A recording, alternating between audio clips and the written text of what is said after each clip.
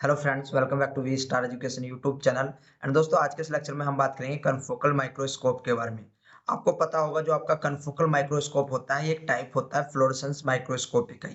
मैंने आपको इससे पिछले लेक्चर में बता रखा है कि आपका एपीफ्लोरेसेंस माइक्रोस्कोपी क्या होता है एंड फ्लोरेसेंस माइक्रोस्कोपी क्या होता है। बहुत अच्छे से मैंने आपको प्रिंसिपल भी बताया हुआ है। तो देखो भाई साहब, अब हमने पढ़ लिया है आपका एपीफ्लोरेसेंस माइक्रोस्कोप। हमें पता है एपीफ्लोरेसेंस माइक्रोस्कोप क्या करता है। हमको एक वेक्टर डायग्राम प्रोवाइड कराता है, यानी कि आपका जो है, आपका जो ऑब्जेक्ट है, ऑब्जेक्ट के अंदर आपको डिफरेंट डिफरेंट टाइप की प्रोटीन को ये बता देगा कि आपकी डिफरेंट डिफरेंट प्रोटीन होने वाली है, या फिर आपका जो है किसी भी इमेज को क्लियरिफाई करके दिखा देगा। लेकिन फिर सवाल आता है कि हमको जब इतना कुछ मिल रहा है, तो हमको कन्फोकल माइक्रोस्कोप की रिक्वायरमेंट क्यों पड़ी। तो यहाँ पर इस चीज को समझने की कोशिश करो गाइज।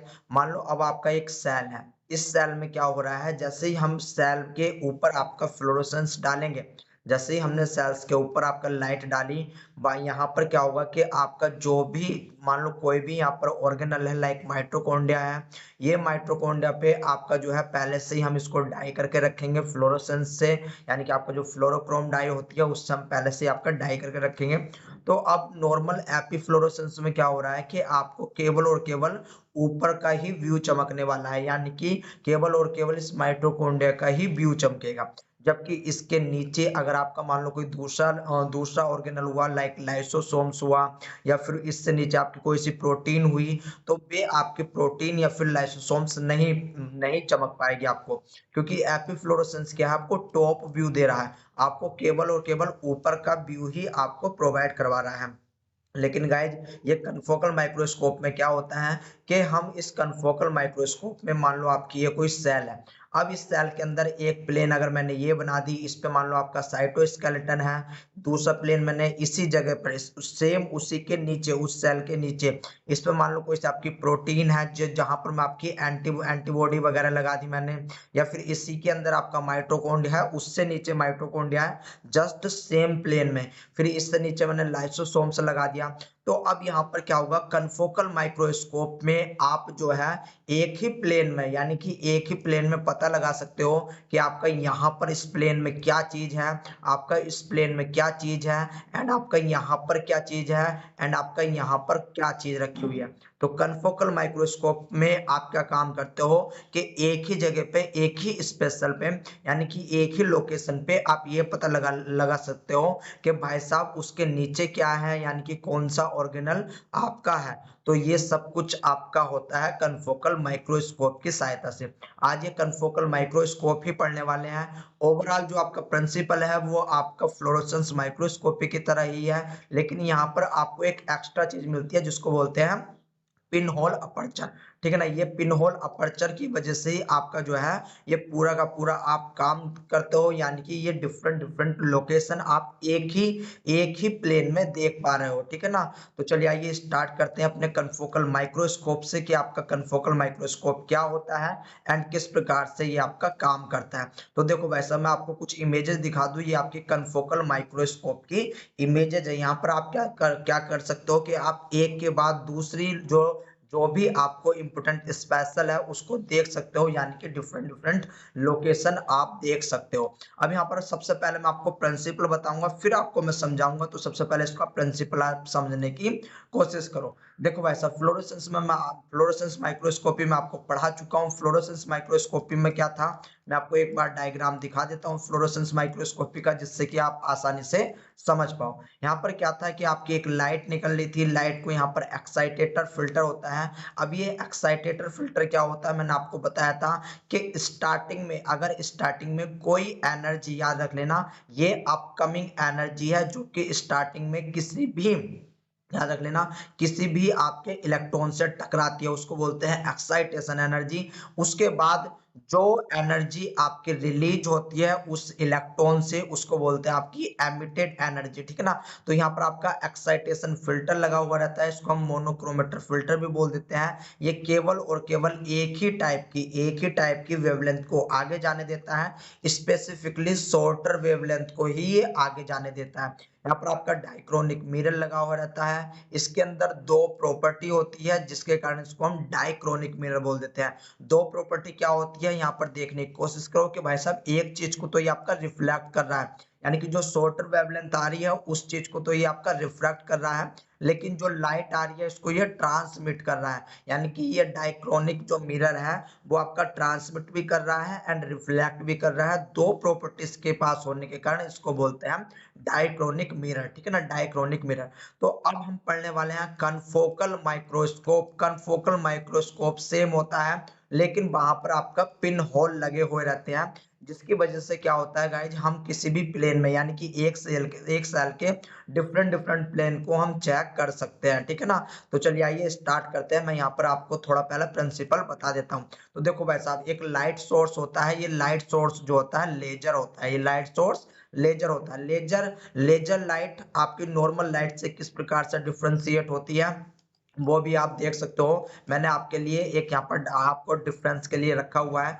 जो लेजर लाइट होती है ये मोनोक्रोमेटिक होती है, कोहेरेंट प्रेजेंट होता है इसके अंदर, and can be sharply focused, and इसको हम शार्पली फोकस्ड कर सकते हैं। एंड इसकी जो लेंथ होती है, अगर जो इसकी इंटेंसिटी होती है, इंटेंसिटी इसकी बहुत ज्यादा होती है, याद रख लेना। आपने देखा होंगे मेलों में मिलती है 25-25 30-30 वाली लेजर लाइट। तो जब आप रेड लाइट छोड़ते हो तो बहुत दूर तक आपकी जो है लेजर जाती है, तो उसको बोलते हैं हाई इंटेंसिटी, यानी कि लेजर लाइट की जो इंटेंसिटी होती है काफी ज्यादा हाई होती है नॉर्मल लाइट से, ठीक है ना। आई बात समझ में। तो यहाँ पर हम क्या कर रहे हैं गाइज, यहाँ पर हम आपका लेजर लाइट का ही यूज कर रहे हैं। अब ये लेजर लाइट क्या होती है, लेजर लाइट को हम गुजारते हैं पिन होल अपर्चर से। ये आपका पिन होल अपर्चर होता है, जो कि इस लाइट को, जो भी यहाँ पर लाइट आ रही है इसको बहुत ज्यादा स्पेसिफिक बना देता है, ठीक है ना। एंड जितनी रिक्वायरमेंट होती है उतनी ही ये आपके लाइट को आगे पास होने देता है, ज्यादा फालतू की लाइट को पास होने नहीं देगा। ये आपका डाइक्रोनिक मिरर पे टकराएगी जो कि रिफ्लेक्ट होगी। ये लाइट आपकी जो है रिफ्लेक्ट हो रही है, रिफ्लेक्ट होने के बाद ये आपका ऑब्जेक्टिव लेंस पे जाएगी, एंड ऑब्जेक्टिव लेंस इसको कंडेंस कर देगा आपका स्पेसिमेन पे, ठीक है ना। मान लो यहाँ पर देखो आपकी एक ये सेल रखी हुई है। अब यहाँ पर सेल क्या है, ये सेल में इस समय न्यूक्लियस पे जो है फोकस हो रहा है, न्यूक्लियस पे फोकस हो रहा है। तो यहाँ पर जो न्यूक्लियस पे फोकस हो रहा है, यहाँ पर न्यूक्लियस पे फोकस होने के कारण अब जो आपको इमेज दिखाई देगी, यानी कि देखो ये जैसे ये लाइट है, अब लाइट के बाद ये वाला, वैसे तो एक ही डायग्राम होता है लेकिन यहाँ पर आपको दो डायग्राम से देख रखा है। अब ये जो लाइट है, सबसे पहले आपको ब्लू कलर की लाइट आ रही थी, आपको पता है जोन सी जिस जिस स्पेक्ट्रम की लाइट आपकी आती है वही आपकी वापसी नहीं होती आपकी, जो क्योंकि एनर्जी का लॉस होता है, ठीक है ना। मैंने पहले ही बता रखा है गाइज, आपका क्या होता है कि आपका एनर्जी का लॉस होता है। जैसे ही मान लो आपका कोई भी लाइट आती है, कोई भी लाइट, मान लो यहाँ पर आपकी कोई सी भी लाइट आई, वो लाइट जिस एनर्जी के साथ आती है उतनी ही एनर्जी में आपकी लाइट जो है वो निकल नहीं पाती। लाइट में जो है, लाइट एनर्जी में जो है चेंजिंग आ जाता है, जिसको हम कहते हैं कि या तो वो आपका वाइब्रेट एनर्जी होती है या फिर ऊष्मा के रूप में बाहर निकल जाती है। यानी कि जो आपको एमिटेड लाइट मिलेगी, एमिटेड लाइट में यहाँ पर जो वेवलेंथ रहेगी वो लॉन्गर ही होने वाली है। इसलिए यहाँ पर क्या है गाइज कि आपका जो है स्पेसिफिकली जो लाइट आ रही है, जो लाइट स्पेसिफिकली आ रही है उस लाइट की वेवलेंथ आपको नजर नहीं आने वाली। दूसरे ही यहाँ पर देखो ब्लू है, तब आपको यहाँ पर ग्रीन कलर की लाइट निकलती हुई मिलेगी। अब यहाँ पर जो स्पेसिमेन है, स्पेसिमेन पे आपकी डाई हुई है पहले से फ्लोरोक्रोम के द्वारा।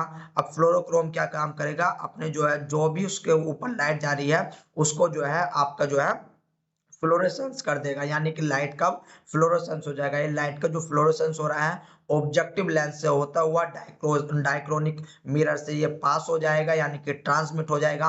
एंड यहाँ पर देखो अब स्पेसिफिकली क्या होता है, पिन होल लगा रहता है। ये पिन होल इंपोर्टेंट होता है। यहाँ पर आपको अगर न्यूक्लियस को देखना है तब आप यहाँ पर रहने दोगे, अगर आपको न्यूक्लियस के अंदर देखना है तब आप इस पिन होल को आप जो है एडजस्ट करोगे, यानी कि एडजस्ट करने का काम करोगे। किस प्रकार से करोगे वो चीज देखने की कोशिश करो। मान लो यहाँ पर देखो ये सेल है आपका, कोई स्पेसिमेन है, इस स्पेसिमेन में ये पूरा का पूरा आपका जो है, मैं यहाँ पर डिफरेंट पेन ले लेता हूँ, ठीक है ना। ये आपका जो है वो स्पेसिमेन रखा हुआ है। अगर इसका आपको सबसे ऊपर का यानी कि टॉप व्यू देखना है, तब आपको अपने पिन होल को यहाँ पर करना पड़ेगा। उससे नीचे का देखना है, अपने पिन होल को यहाँ पर एडजस्ट करना पड़ेगा। अगर उससे भी नीचे का देखना है, यहाँ पर देखना है, तो आपको यहाँ पर अपना जो है पिन होल सेट करना पड़ेगा, नहीं तो फिर आपको यहाँ पर अपना पिन होल सेट करना पड़ेगा। इससे क्या होता है कि फाइनली आप जब इतना सब कुछ एडजस्ट करते हो, तो फाइनली इमेज तो आपकी होती है 2D में, इमेज तो आती है 2D में, लेकिन फाइनली इन 2D को मिला करके, इन 2D को मिला करके आपको एक 3D स्ट्रक्चर मिलती है, जहां पर आप ये पता कर सकते हो कि भाई इस सेल के अंदर ये चीज है, इस सेल के अंदर ये है। तो फाइनली कन्फोकल माइक्रोस्कोप आपको एक 3D इमेज प्रोवाइड कराता है, ठीक है ना। तो आपको जो है 3D इमेज प्रोवाइड करवाता है, और ये सब किसकी वजह से हो रहा है? इस पिन होल अपर्चर की वजह से हो रहा है। इस पिन होल अपर्चर को ही गाइज आपका एडजस्ट किया जाता है। तो ये बात याद रख लेना कि यहाँ पर जो हार्ट है, इस कन्फोकल माइक्रोस्कोपी का जो हार्ट है वो है पिन होल। अगर ये पिन होल ना हो तो अब आपका जो है सब कुछ बेकार होने वाला है। तो ये जो आपका पिन होल रहता है, यही आपके मान लो यहाँ पर देखो जो लाइट है एक्चुअल में ये पिन होल क्या है? केवल और केवल एक ही टाइप की, केवल और केवल एक ही टाइप की, यानी कि एक जगह से, स्पेसिमेन में एक जगह से जो लाइट आ रही होगी उस लाइट को ही ये आपका जो है आगे भेजता है डिटेक्टर पे, नहीं तो आपका लाइट को ये आगे नहीं भेजेगा। तो जो हमें एडजस्ट करना होता है वो पिन होल को ही आपका एडजस्ट करना होता है, जो कि फर्दर डिटेक्टर पे यानी कि कैमरे पे आपकी जो है लाइट को जाकर के भेजता है, ठीक है ना। अब ये जो आपका कैमरा होता है ये काफी सारे टाइप का होता है, जैसे फोटो मल्टीप्लायर डिटेक्टर, ठीक है ना। आपका डिफरेंट डिफरेंट टाइप का होता है, वो सब चीज आपसे नहीं पूछी जाती। यहाँ पर देखने की कोशिश करो, आपकी एक लेजर लाइट आ रही थी, यहाँ पर एक पिन होल लगा हुआ है आपका, ठीक है ना। एक आपका ये पिन होल लगा हुआ है जो कि लाइट को बहुत ज्यादा स्पेसिफिक कर देगा, स्पेशल करने वाला है। ये लाइट अब आपके कहाँ पर जाएगी? डायक्रोनिक मिरर पे जाएगी। डायक्रोनिक मिरर पे जाने के बाद ये ऑब्जेक्टिव लेंस से होते हुए यहाँ पर देखो सेल रखी हुई है, सेल के डिफरेंट डिफरेंट आपके जो है प्लेन पर जाएगी, ठीक है ना। यानी कि मान लो अगर इस वाले प्लेन पे आपको अलग इमेज मिलेगा, इस वाले प्लेन पे अलग, इस वाले प्लेन पे अलग इमेज मिलेगा। ये सारे इमेज आपके 2D इमेज होंगे, लेकिन इनको फाइनली क्या कर लेंगे हम? 3D इमेज में कन्वर्ट कर लिया जाता है, 3D इमेज में कन्वर्ट कर लिया जाता है। एंड इन 3D इमेज को गाइज हम आपका 5D में कन्वर्ट कर लेते हैं बाय द हेल्प ऑफ ये जो आपका डिटेक्टर लगा हुआ रहता है ऊपर। इसी के बेस पे आपका जो है 5D तक ही आपका चला जाता है, क्योंकि यहाँ पर आपके फोटो मल्टीप्लायर डिटेक्टर लगे हुए रहते हैं, जो कि आपका और बहुत ज्यादा शार्पली इमेज आपको देने वाले हैं, ठीक है ना। आई बात समझ में?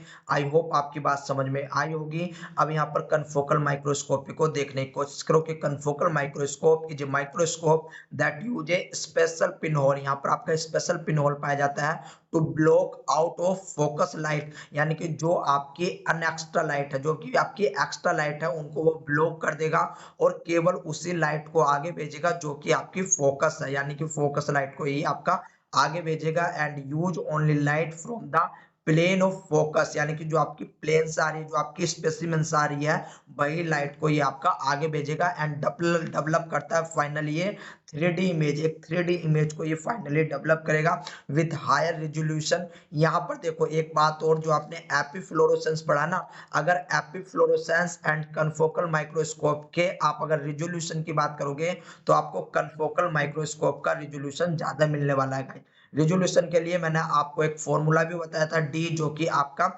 डिस्टेंस होती है बिटवीन 2 पॉइंट, ठीक है ना। डी यानी कि distance between 2 point 0.61 lambda upon N, जिसको हम बोलते हैं न्यूमेरिकल अपर्चर। मैंने गाइस आपको बताया था कि लैम्डा आपका जितना कम होगा, आपको रिजोल्यूशन उतना ही ज्यादा मिलने वाला है। तो यहाँ पर इसका मतलब कि आपका जो लैम्डा होता है वो लैम्डा आपका कम होता है। ये क्वेश्चन आपसे पूछा जा चुका है। एंड फिर देखो कि it is also called a confocal laser scanning microscope, चूंकि यहाँ पर आपका लेजर का यूज करते हैं इसलिए इसको कन्फोकल लेजर माइक्रोस्कोप बोलते हैं। It is a type of fluorescence microscope that is used to produce 2D और 3D image of relatively thick specimen, यानी कि यहाँ पर जो स्पेसिमेन होता है गाइज वेरी इंपॉर्टेंट, आपका क्या होता है? थिक होता है। जबकि आपने जो ब्राइट फील्ड माइक्रोस्कोप, जो आपका लाइट फील्ड माइक्रोस्कोप एंड आपका फेज कंट्रास्ट माइक्रोस्कोप,